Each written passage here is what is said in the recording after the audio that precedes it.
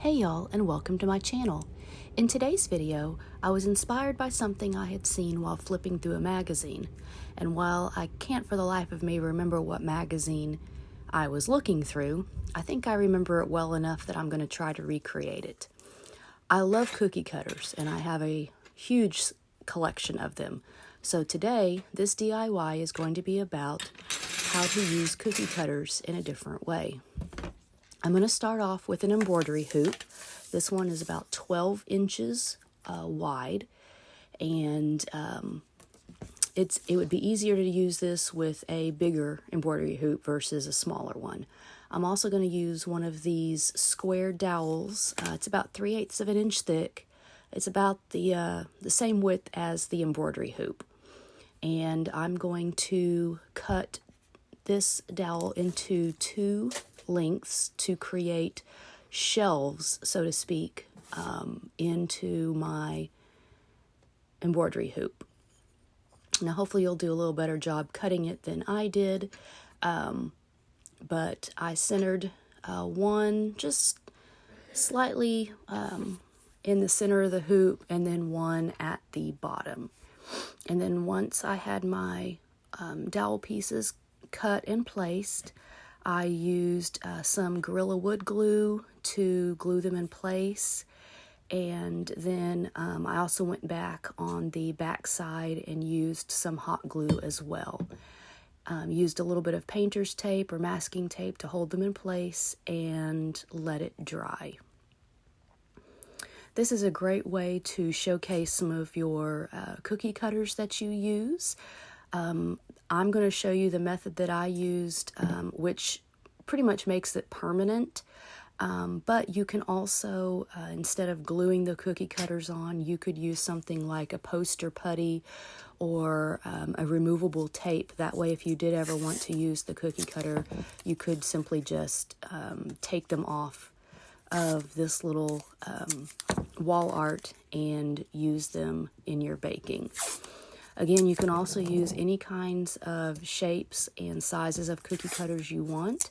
I'm using trees because I tend to collect trees during the holiday season, made out of all different kinds of materials. So I've picked up my cookie cutters at thrift stores, estate sales, flea markets, things like that, and have a wide range of colors, shapes, and sizes of them. And I think that's what makes this project look so incredible. If you have any old cookie cutters for maybe a grandmother or something like that, this would be a really fun way to showcase them at the holiday season. You could also use this and use the same process to create one that's maybe something that you could hang up year-round and not just something that's holiday themed.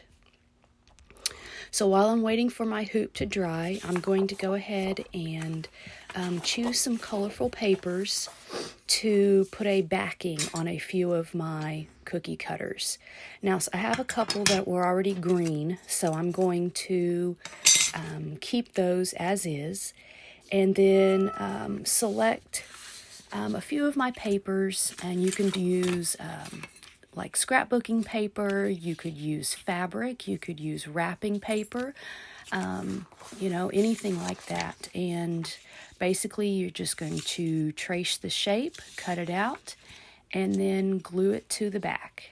And again, if you want to be able to reuse these cookie cutters, you could always just use a small little piece of tape or something so that you can easily pull the paper off. If you have a print like this one, I kind of decided how I wanted to center some trees behind the certain cookie cutter. But hey, do whatever method you want, use whatever paper theme you want. It's a great way to use up wrapping paper scraps or even little fabric scraps, or make your own paper using paint or stamps or something like that. You can go with whatever color scheme, whatever theme that you want. you know, just have fun with it and create it and make it your own.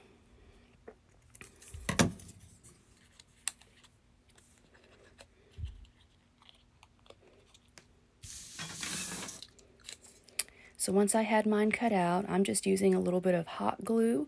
If you want to make this a permanent thing, you could really use any kind of a glue that dries clear, a craft glue, E6000, anything like that. And just adhere the paper onto the back. And then continue doing this same process with several of the cookie cutters. Again, I didn't back every single one. I just backed a few. But you'll use the same process to back your cookie cutters. And if you have any extra paper off the end, you can trim around the edges. Even use maybe a small set of scissors to trim it off. So here I have my backed cookie cutters that are all dry, and my hoop. So I'm just going to remove the tape that was holding everything together while the glue dried. And now it's time to adhere the cookie cutters onto the little makeshift shelves. So I played around with it a little bit and decided how I wanted my cookie cutters to look, kind of spaced them out so that I didn't have like a green painted one on each shelf, or, you know, spaced it out how I liked it. And then it's time to just adhere your cookie cutters to the little shelf pieces.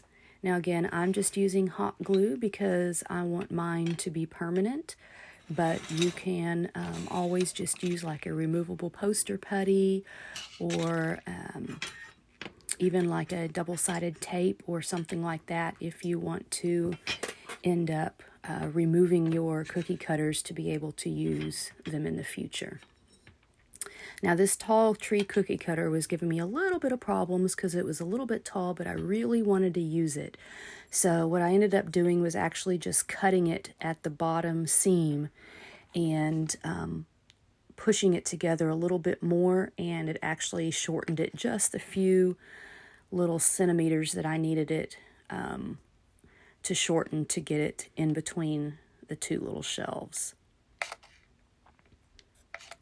So once I have everything laid out the way I wanted it, just a small amount of glue, sticking them on, and then letting all that dry before standing it up.